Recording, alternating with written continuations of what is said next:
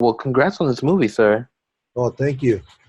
I got a chance to watch it over these last couple days, and I really enjoyed. It took me back on like memory lane. I gotta say, on all your iconics. I mean, you got so much iconic shit out there.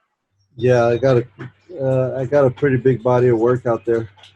At what point in your life did you realize that I'm a legend? I'm an icon. Like, I never really thought of it until people started giving me that label. The more the years would pass, and I would see, that my stuff documented different eras and in different cultures. I was like, yeah, I do have some iconic imagery. what was the pivotal moment I think for you? Like that said, because for a while you dabbled in road management and doing other things. So when did you know photography was and like filmmaking and like just being behind a camera was your lane? Um, I would say throughout from like 2000 2005, I was tour managing still Cypress Hill, but that's when it started taking off, and we started getting the big jobs and the good money jobs. So around 2005, the homies from Cypress weren't touring as much. They were kind of like burned out because we were just hitting the road all the time, and I didn't get paid unless I was out on tour. So when they told me, hey, we're not going to go on tour, we're going to take a break, I was like, well, shit, now what do I do, because I don't get residuals from a record, so Right. I'm not on tour, I'm not getting no money. So I was like, hey, I'm just going to dive in head first into photography and directing videos, and that's what I did, and I never went back to touring with the band. The documentary, I guess it doesn't. I guess say I don't know from the based off the film, but how long does it span? I guess year wise, if we can clear that up, and then like what a combination of how much like new footage versus like footage you capture over the years. Like how did you chop it up? Some of the photos I'd say date back to 92, 93. Okay. And I didn't start filming stuff until around 97. Ah. So anything that's moving uh, was probably since 97, and then the stills go all the way back to 92, 93. So then, when putting the film together, how did you like? How did you lay it out? Like, what was your process for like? All right, we're gonna use this footage. Like, how did you lay the story?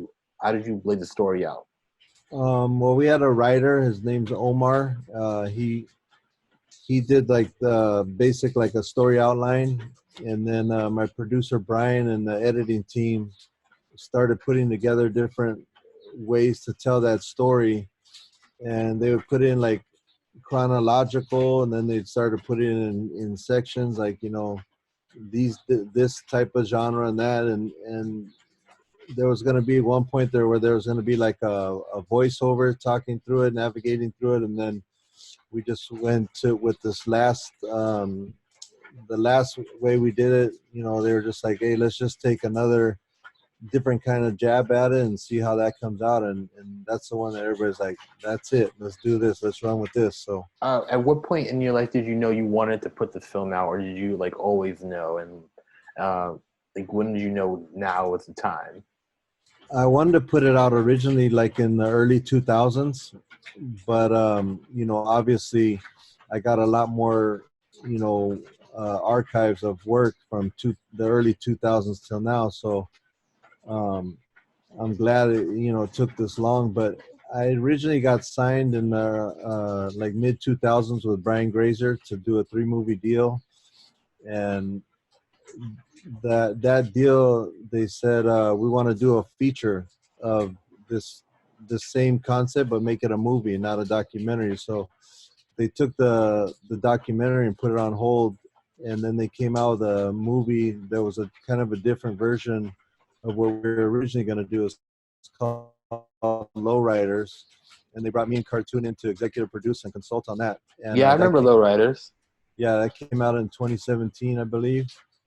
And after that came out, they gave us the doc rights back, and then I met Sebastian Ortega, that owns Underground Productions in Argentina, over here because he's like the only guy in Argentina to have a lowrider. He's all tatted up, and he's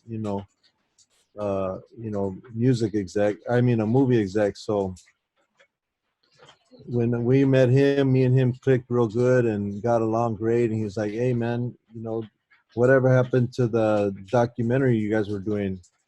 And I was like, I just got the rights back now that you ask. And he's like, can I put it out with you? And I said, hell yeah, let's do it. So they flew me down to Argentina. I brought all the footage, and he gave it to his editing team, and we got Brian as a producer and Omar to write on it, and just took off from there. Did it take a while to convince Cartoon to be a part of this, or like how did you get him to be a part of this? I know he's your brother. You guys do everything, do a lot of stuff together, but did it take some convincing him to do this project with you?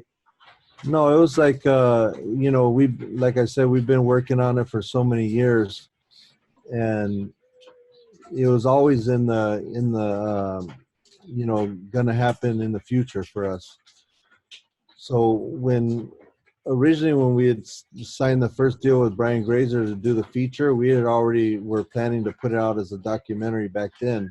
And then because we did that movie and they put the documentary on the shelf while we were doing the movie, it was kind of like, well, hopefully we get to do it somewhere down the line. But everything just worked out perfect. Like that movie came out, we got the rights back, and then we met Sebastian and just went right into it, and just like it never stopped.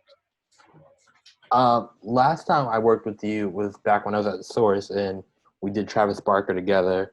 Okay. And so it's been a while. I think Jesus Christ, probably been over 10 years.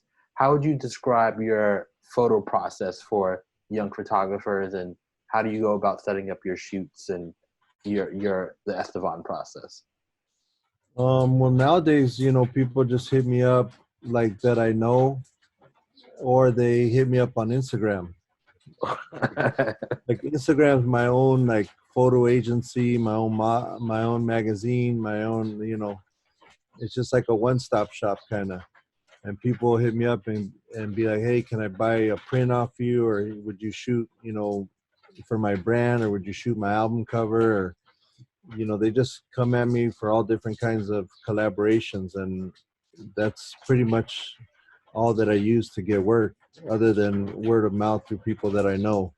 And from there, it's just like back in the day, we set up a date and knock it out. And some people request, the film thing. They just want it to be shot on film. So I love when I get those requests.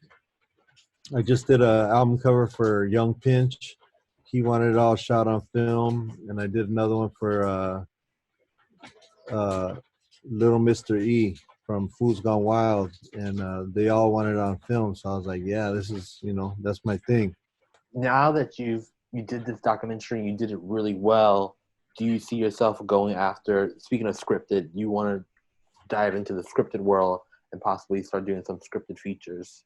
Oh yeah, for sure, 100%. I'm ready to, get in there and start pounding out some, some real stories, from LA, some street stuff that I don't think has been told the right way, I don't know. I've seen the way that they've made movies of LA in the past, and they just make it corny, or they make it I don't know. It's just like real fake. It's not the.